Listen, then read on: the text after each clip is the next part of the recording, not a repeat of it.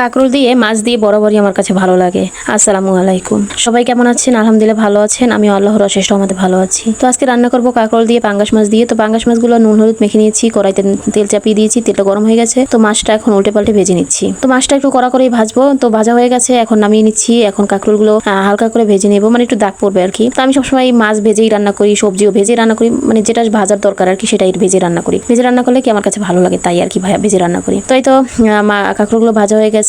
তো আর কয়টা ছিল, তো সে কয়টাও ভেজে নিয়েছি। তো এর মধ্যেই হয়ে গেল একটা ব্লান্ডার, পেঁয়াজ রসুনকে মানে বেটে রেখেছিলাম। তো তার মধ্যেই বাবাইটা পানি ঢেলে দিয়েছে। তো কি আর করবো, সেটাই দিয়ে দিয়েছি। হলুদ গুঁড়ো দিয়ে দিয়েছি, পরিমাণ মতো লবণ দিয়ে দিয়েছি, মরিচের গুঁড়ো দিয়ে দিয়েছি, জিরা ধনিয়ার গুঁড়ো দিয়ে দিয়েছি, আর একটা মশলা বানিয়েছিলাম সেটার গুঁড়ো দিয়ে দিয়েছি, আর পরিমাণ মতো তেল দিয়ে দিয়েছি। তো এখন মশলাগুলো ভালোভাবে কষিয়ে নিয়েছি। তো কষানো হয়ে গেছে, কাঁকরোল দিয়ে ভালোভাবে কষিয়ে নিচ্ছি। তো পরিমাণ মতো জল দিয়ে দিচ্ছি এখন, আর মাছগুলো দিয়ে দিয়েছি। তো ঢাকনা দিয়ে রেখে দিয়েছি। এখন ঢাকনা উঠিয়ে দেখছি তরকারিটা হয়ে গেছে, সবজিটাও সেদ্ধ হয়ে গেছে। তো এখন নামিয়ে নিচ্ছি। তো এখন নামানো হয়ে গেছে, এই তো তরকারি ফাইনাল লুক। তো একটু জিরা গুঁড়ো দিয়ে দিয়েছি, একটু জিরা গুঁড়ো দিলে কি ঘেরান আসে, কাঁচা কাঁচা মানে ভালো লাগে আর কি আমার কাছে।